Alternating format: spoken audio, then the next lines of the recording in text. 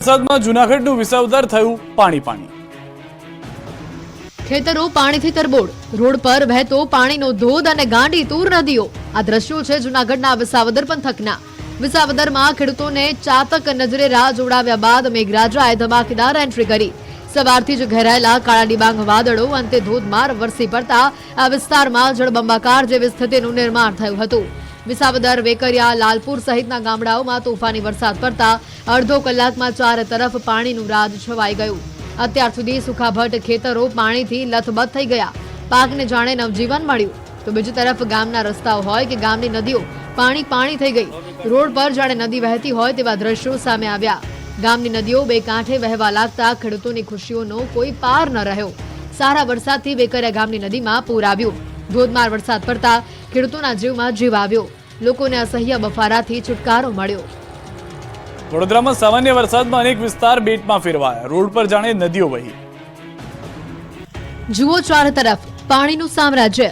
નથી દેખાઈ રહ્યા રોડ. રોડ પર 3 થી 4 ફૂટ ભરાયેલા છે પાણી. વડોદરામાં સામાન્ય વરસાદમાં જ કોયલી વિસ્તારમાં પાણીનું રાજ છવાઈ ગયું.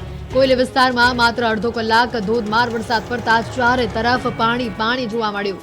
કોયલીની મિત અને શિવમ રેસિડેન્સીના ગેટ ઉપર વરસાદી પાણી ભરાયા. જાણે રોડ પર નદી વહેતી હોય તેવા દ્રશ્યો સામે આવ્યા. જાણે કે પાણીએ આખો વિસ્તાર બાનમાં લીધો હોય તેવા આ દ્રશ્યો છે. લોકોના ઘર સુધી પાણી પહોંચી જતા લોકોને ઘરની બહાર નીકળવું મુશ્કેલી ભર્યું બની ગયું. પ્રથમ સામાન્ય વરસાદે જ તંત્રની પ્રી મોન્સૂનની પોલ ખોલી નાખી છે. પ્રી મોન્સૂન કામગીરીના દાવાઓ પાણીમાં ડૂબી ગયા. 24 કલાકમાં 78 તાલુકામાં વરસાદ જોવા મળ્યો. રોડ પાણી. અંબાજીમાં નદીઓ ગાંડી તૂર થઈ. દક્ષિણ ગુજરાત અને ઉત્તર ગુજરાતના કેટલાક વિસ્તારોમાં મેઘરાજા મન મૂકીને વરસી રહ્યા છે. ત્યારે અંબાજી પંથકમાં પણ અનરાધાર વરસાદ પડ્યો. અંબાજીના હડાદ, રાણપુર, મંડાલી સહિતના ગામોમાં મેઘરાજાએ મંડાણ કરતા ચારે તરફ પાણી થઈ ગયું. રોડ પર પાણી વહેવા લાગ્યા. નદીઓ ગાંડીતુર બની. ખેતરો જળથી તરબોળ થઈ ગયા. રાણપુર પાસેથી નદીમાં નવા નીર આવ્યા. દ્રશ્યોમાં જોઈ શકાય છે કે પહેલા વરસાદે જ નદીમાં પાણીનો ધસમસતો પ્રવાહ વહી રહ્યો છે. નદી બે કાંઠે વહે છે. સુકીભટ નદીમાં નવા નીર આવતા ખેડૂતો ખુશ થયા. સુરતમાં પણ વરસાદે વહેલી સવારથી મંડાણ કરતા રસ્તાઓ પાણી થઈ ગયા. સુરતના અલગ અલગ વિસ્તારોમાં ભારે ઉકળાટ બાદ મેઘમહેર થઈ. વાતાવરણમાં ઠંડક પ્રસરી ગઈ. મુશળધાર વરસાદ ઉમરપાડા, ઓલપાડ અને પલસાણાના રોડ પર પાણી ભરાયા. મજુરા વિસ્તારમાં પાણી ભરાયેલા જોવા મળ્યા. બ્રિજની નજીક પાણીનો ભરાવો જોવા મળ્યો. પાણી ભરાતા વાહન ચાલકોને પણ ભારે હાલાકી થઈ. ઉત્તર ગુજરાતથી સમાચાર. અરવલ્લી, માલપુર તાલુકાના વાતાવરણમાં પલટો આવ્યો. માલપુરના સજ્જનપુરા કંપા વિસ્તારમાં સતત બીજા દિવસે વરસાદ વરસ્યો છે. ભારે પવન, સુસવાટા અને ગાજવીજ સાથે ધીમી ધારે વરસાદ જોવા મળ્યો હતો. વરસાદ થતાં જ ધરતીપુત્રોમાં આનંદની લાગણી છવાઈ ગઈ છે. ઉત્તર ગુજરાતના વિસ્તારો રાહ જોઈ રહ્યા છે વરસાદની, પરંતુ માલપુર તાલુકાના વાતાવરણમાં પલટો ઓચિંતો આવી ગયો અને કેટલાક વિસ્તારોમાં ભારે વરસાદ પણ જોવા મળ્યો. રસ્તાઓ પર પાણી જોઈ રહ્યા છો તે પ્રમાણે દ્રશ્યો સ્પષ્ટ થયા કે નદીઓ વહેતી હોય તે પ્રમાણેનો ભારે વરસાદ હતો. નાના ભૂલકાઓમાં, બાળકોમાં પણ ખુશીની લાગણી છવાઈ ગઈ. સાથે ખેડૂતો પણ ખુશખુશાલ હતા. ધરતીપુત્રો પણ જે વરસાદની રાહ જોઈ રહ્યા હતા તે વરસાદ અંતે ઉત્તર ગુજરાતના કેટલાક વિસ્તારમાં થયો હોવાની જાણકારી છે. ભાવનગર શહેર અને જિલ્લામાં આજે વહેલી સવારથી વાતાવરણ ગોરંભાયા બાદ સિહોર પંથકમાં વરસાદી માહોલ જામી ગયો છે. બપોર બાદ પવન સાથે ધોધમાર વરસાદ શરૂ થતા શહેરના માર્ગો પર પાણી ફરી વળ્યા. સારા વરસાદને કારણે બાળકો પણ વરસાદમાં મોજ માણતા નજરે પડ્યા. વાવણી લાયક વરસાદથી ખેડૂતોમાં પણ ખુશી છે. રાજકોટ જિલ્લાના ગ્રામ્ય વિસ્તારોમાં વરસાદ વરસ્યો. લોધિકા તાલુકાના ખીરસરા, મેટોડા સહિતના વિસ્તારોમાં વરસાદ વરસતા ખેડૂતો રાજી થઈ ગયા. લોધિકા તાલુકામાં વહેલી સવારથી જ ભારે બફારો હતો. વરસાદના આગમનથી લોકોને બફારામાંથી મુક્તિ મળી. જૂનાગઢથી સમાચાર. વિસાવદરમાં વૃક્ષ ધરાશાયી થયું. વૃક્ષ નીચે બાઇક સવાર દબાઈ ગયો. સ્થાનિકોએ બાઇક સવારને હેમખેમ બહાર કાઢ્યો. ઇજાગ્રસ્ત બનેલા બાઇક સવારને સારવાર માટે ખસેડાયો હોસ્પિટલ. વિસાવદરના બસ સ્ટેન્ડ નજીક વૃક્ષ ધરાશાયી થયું હતું. તો રાજકોટમાં મેઘરાજાની ધમાકેદાર એન્ટ્રી થઈ છે. રાજકોટના વિવિધ વિસ્તારમાં વરસાદ જોવા મળી રહ્યો છે. ભારે વરસાદથી રોડ પર પાણી ભરાઈ ગયા હોવાના દ્રશ્યો પણ સર્જાયા છે. લોકોએ વરસાદની મજા પણ માણી હતી. સૌરાષ્ટ્રના અનેક વિસ્તારોમાં જે રીતનો વરસાદ છે તેવો વરસાદ રાજકોટમાં પણ જોવા મળ્યો છે. આ દ્રશ્યો આપ જોઈ રહ્યા છો. રાજકોટના અનેક શહેરી વિસ્તારોમાં ભારે વરસાદથી શહેરીજનોને મજા પડી ગઈ. રસ્તાઓ પર પાણી પણ ભરાવાની સમસ્યા ફરી એક વખત નજરે પડી છે, પરંતુ હાલમાં શહેરીજનો આ વરસાદની મજા માણતા જોવા મળ્યા હતા. આ તરફ ગિરનાર પર્વત પર વરસાદી માહોલ સર્જાયા બાદ અદ્ભુત નજારો જોવા મળ્યો. ગિરનાર પર્વતના આહલાદક દ્રશ્યો જોવા મળ્યા. વાદળોથી ગિરનાર પર્વત ઢંકાયો હોય એવા દ્રશ્યો જોવા મળ્યા છે. ચોમાસા દરમિયાન ગિરનારનો અદ્ભુત નજારો જોવા મળે છે, ત્યારે હિલ સ્ટેશન જેવા દ્રશ્યો સર્જાયા. આ તરફ જૂનાગઢ શહેર તેમજ ગિરનાર પર વરસાદી માહોલ પણ સર્જાયો. જાણે વાદળોએ ગિરનારને ઢાંકી દીધો હોય તેવા દ્રશ્યો જોવા મળ્યા છે. 13 દિવસ બાદ ચોમાસાએ લગાવી છલાંગ. સૌરાષ્ટ્રમાં ચોમાસાની એન્ટ્રી. 7 દિવસ સાંભેલા ધાર પડશે મેઘો. કાળઝાળ ગરમી બાદ હવે કડાકા ભડાકા સાથે વરસાદ માટે તૈયાર રહેજો, કેમ કે ગુજરાતમાં છેલ્લા 13 દિવસથી દક્ષિણ ગુજરાતમાં જામી ગયેલા ચોમાસાએ હવે આળસ ખંખેરી છે.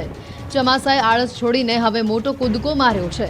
13 દિવસ બાદ ચોમાસાએ મોટી છલાંગ લગાવી છે. હવે સૌરાષ્ટ્રમાં ચોમાસાની ધમાકેદાર એન્ટ્રી થઈ ગઈ છે. દક્ષિણ ગુજરાતના તમામ જિલ્લામાં ચોમાસું બેસી ગયું છે. મધ્ય ગુજરાત સુધી પહોંચી ગયું ચોમાસું. 11 જૂનથી નવસારીમાં ચોમાસું અટકી ગયું હતું. અનુકૂળ સ્થિતિ સર્જાતા આગળ વધ્યું. ચોમાસું હવે સમગ્ર ગુજરાતમાં કડાકા ભડાકા સાથે મેઘરાજા તૂટી પડશે. આ તરફ હવામાન વિભાગે રાજ્યમાં 7 દિવસ તોડી નાખે તેવો વરસાદ પડે તેવી આગાહી કરી નાખી છે, જેમાં સૌરાષ્ટ્ર દક્ષિણ ગુજરાતમાં 2 દિવસ ભારેથી અતિભારે વરસાદની સંભાવના છે. ગીર સોમનાથ અમરેલીમાં ભારે આગાહી કરાઈ છે, તો નવસારી, સુરત, ભરૂચમાં પણ ભારે વરસાદની આગાહી કરવામાં આવે છે. દાહોદ તથા છોટાઉદેપુરમાં અતિ ભારે વરસાદની સંભાવના વ્યક્ત કરાઈ છે. સાયક્લોનિક સર્ક્યુલેશન અને વરસાદી ટ્રફના કારણે વરસાદ તૂટી પડશે. आने वाले अगले 7 दिन तक बारिश होने का चांसेस है गुजरात सौराष्ट्र कोस्ट रीजन में. अगले 2 दिन तक आपका गुजरात रीजन जो है वाइड स्प्रेड रेन होने का चांसेस है, एंड सौराष्ट्र में जो फेयर वाइड स्प्रेड होएगा, एंड कोस्ट रीजन में लाइट रेन होने का संभावना है. और अगले 3 दिन तक जो वेरी हेवी रेनफॉल का भी फोरकास्ट किया गया है साउथ गुजरात रीजन में. ગુજરાતમાં હવે 3 દિવસ 5 થી 10 ઇંચ વરસાદ ખાબકશે. જુલાઈમાં સર્જાશે જળબંબાકાર. અંબાલાલ પટેલે કરી તોફાની આગાહી. ગુજરાતમાં મેઘરાજા હવે રૌદ્ર સ્વરૂપ બતાવશે. 3 દિવસમાં 10 ઇંચ વરસાદ ખાબકશે.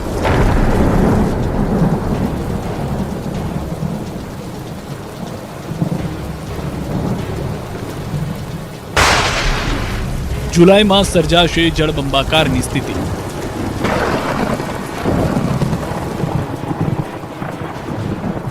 દક્ષિણ ગુજરાતથી ચોમાસું હવે આગળ નીકળ્યું છે. હવે વરસાદ અસલી મિજાજ બતાવવાનું શરૂ કરી ચૂક્યું છે.